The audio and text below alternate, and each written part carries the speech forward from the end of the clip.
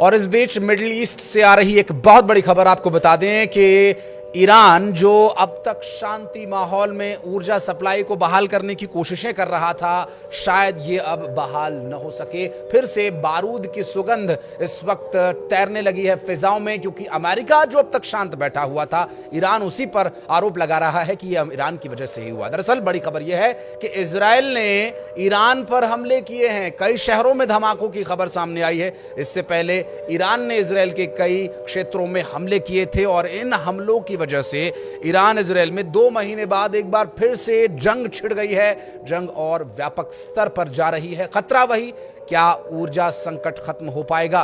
क्या जो अमेरिका कोशिशें कर रहा था उस पर बट्टा लग जाएगा? क्योंकि ईरान ने आरोप लगाया है कि यह सब कुछ अमेरिका की ही वजह से हो रहा है। नमस्कार, मैं हूं आशीष त्रिपाठी आपके साथ और इसी मुद्दे पर बातचीत करेंगे। मेरे सहयोगी आनंद इस वक्त मेरे साथ जुड़ गए हैं। आनंद, बीते 2 महीने से युद्ध रोकना, सीज फायर होना, बातचीत होना, फिर धमकी भरा लहजा डोनाल्ड ट्रंप का सामने आना, ये सब एक सामान्य सी घटना लग रही थी।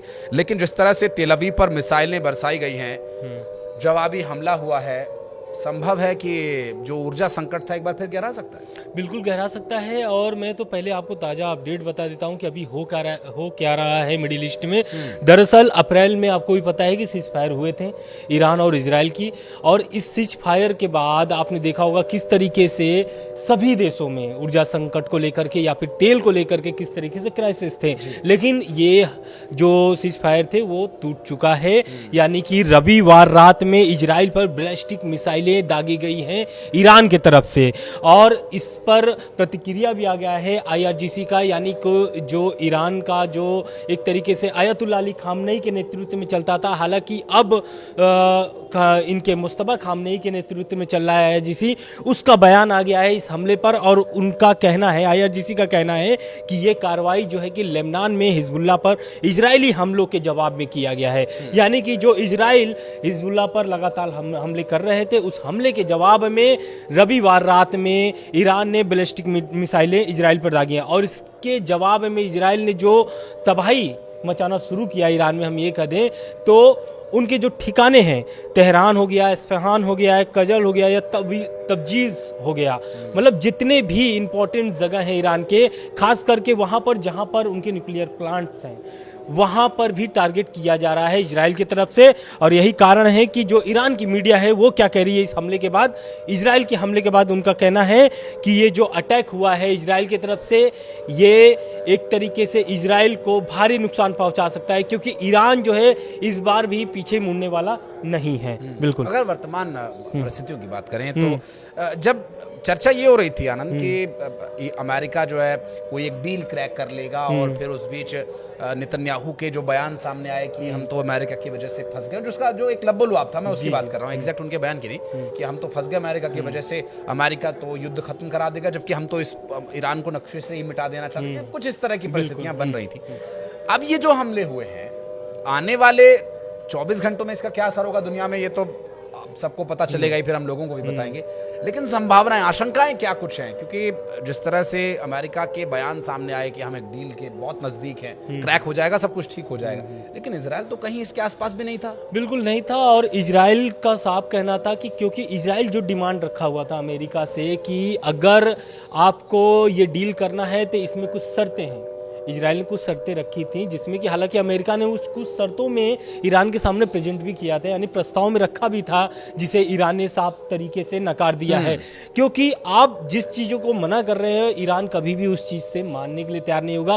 पहला तो है कि परमाणु बम वो बनाना बंद कर दें, मतलब उनके जो प्रोग्राम चल रहे हैं वो बंद कर दें। हालांकि वो परमाणु बम बना नहीं रहे, लेकिन उनके जो प्रोग्राम चल रहे हैं वो भी बंद कर दें। साथ में जो मिसाइलें, जो उनकी रेंज वाली मिसाइलें, दूर रेंज वाली मिसाइलें हैं, उसे भी बंद करने का उसमें प्रस्ताव था, शर्तें थी, अमेरिका ने रखा था ईरान के सामने। साथ ही ये भी था कि जो प्रॉक्सी हैं, प्रॉक्सियों से इजराइल को काफ़ी नुकसान हुआ है, और वही कारण है कि ये जो हमले फिर से शुरू हुए ईरान की तरफ से, वो प्रॉक्सी ही हैं। उसमें एक प्रॉक्सी ये है हिजबुल्लाह, ठीक है। तो प्रॉक्सियों को मदद करने को लेकर के भी एक उसमें प्रस्ताव था कि ईरान जो है कि सभी अपने प्रॉक्सियों को मदद करना बंद कर दें, चाहे वो हिजबुल्लाह हो, हमास हो या फिर हुती हो। को, सभी को बंद कर दे। साथ ही साथ उसमें और सारी शर्तें थी जिससे ईरान ने सीधे खारिज कर दिया था, और ईरान ने जो शर्तें रखी थी उसे भी अमेरिका मानने के लिए तैयार नहीं है।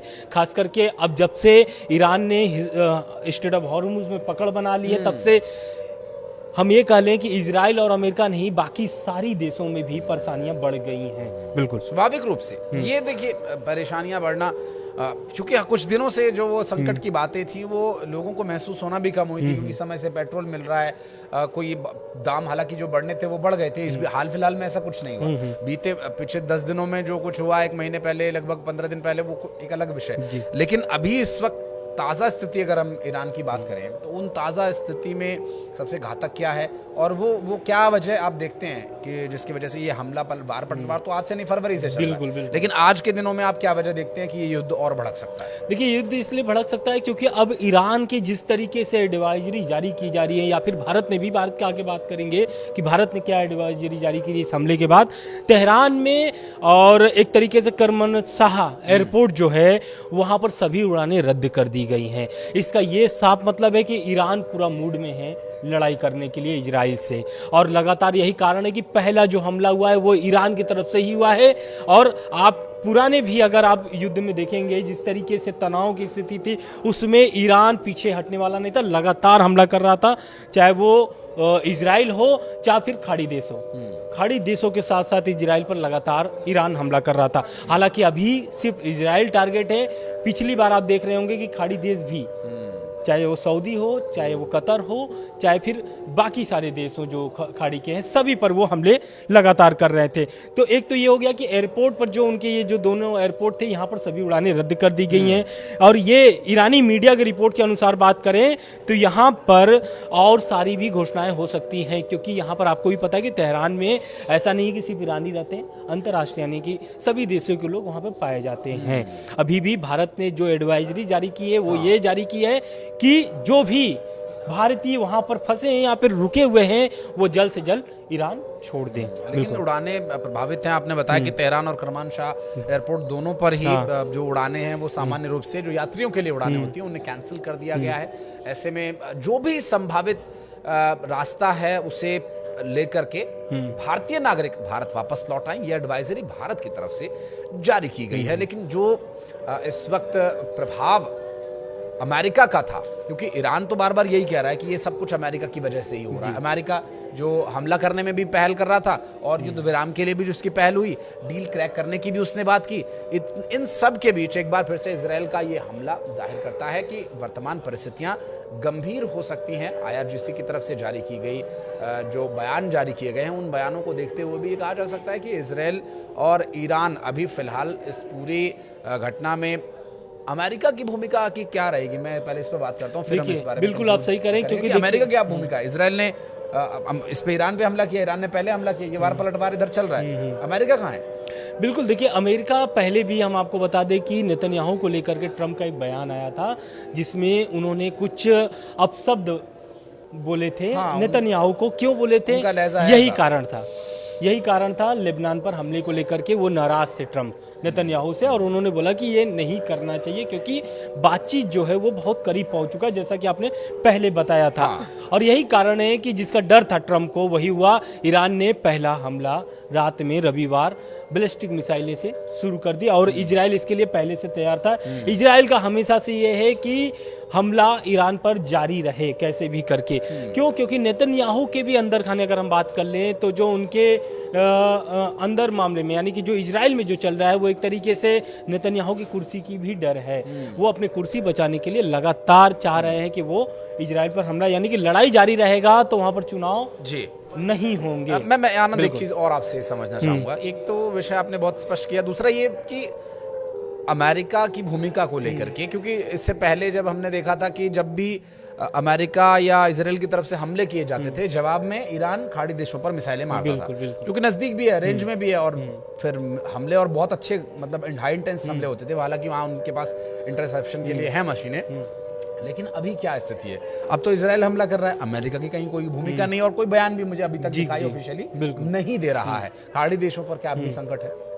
खाड़ी देशों को इसलिए संकट है क्योंकि हूती विद्रोही जो हैं वो रेड सी यानी कि लाल सागर को अब पूरी तरीके से बंद करने का ऐलान कर दिया है। उससे क्या होगा, रेड सागर यानी कि जो लाल सागर है वहाँ पर अगर ये बंद कर देता है, हूती जो हैं वो बंद कर देते हैं, तो उसमें खाड़ी देशों को भारी नुकसान हो सकता है क्योंकि वहीं से एक तरीके से तेल का आदान प्रदान होता है और उसमें सऊदी को ज़्यादा भारी नुकसान हो सकता है क्योंकि आपको भी पता है कि सऊदी और हूती की पुरानी लड़ाई है, पुरानी इतिहास है उनके।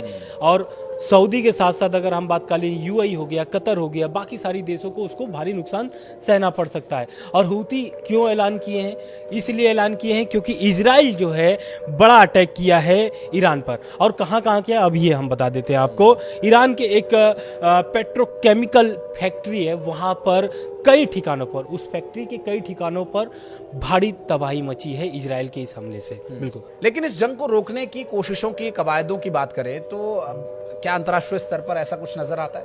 बिल्कुल, क्योंकि देखिए जिस तरीके से मध्यस्थता, पाकिस्तान की मध्यस्थता जो हुई थी वॉर के बीच में, जब ये अप्रैल के पहले जो लड़ाई चल रही थी उसमें पाकिस्तान चाह रहा था कि उसे मध्यस्थता करने का मौका मिले और वो मौका मिला भी। आपको भी पता है कि जाकर के पाकिस्तान में बैठक हुई थी ईरान और अमेरिका की, उसमें कोई बात बनती नहीं है, विफल हो जाता है वो बातचीत। लेकिन इस युद्ध के यानी जो अभी हमला शुरू हुआ है इजराइल और ईरान का, इस बीच एक खबर सामने निकल के आ रही है कि जंग रुकवाने के लिए एक बार फिर से पाकिस्तान अपनी एक तरीके से श्रेय लेने के लिए या फिर हम ये कह लें कि अपने को चमकाने के लिए या फिर मध्यस्थता कराने के लिए पाकिस्तान फिर से एक्टिव हो चुका है इस मामले को लेकर के।